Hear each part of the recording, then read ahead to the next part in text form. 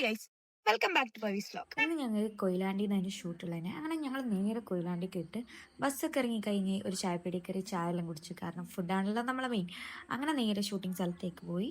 അവിടെ എത്തി കുറച്ചു നേരം ലാഗ് ഉണ്ടീനി. അതൊക്കെ കഴിഞ്ഞ് ജമിനി മോളെ ഉറങ്ങിയണീറ്റാണേ എടിയുള്ളേ.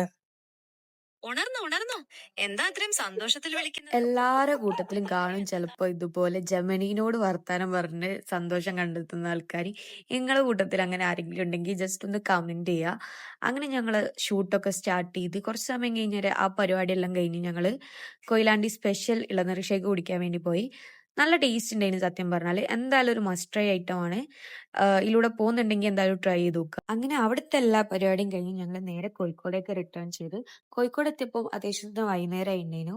വിശപ്പുള്ളതുകൊണ്ട് തന്നെ ഞങ്ങൾ നേരെ ചിക്കിങ്ങിലേക്കാണ് ഫുഡ് കഴിക്കാൻ പോയി.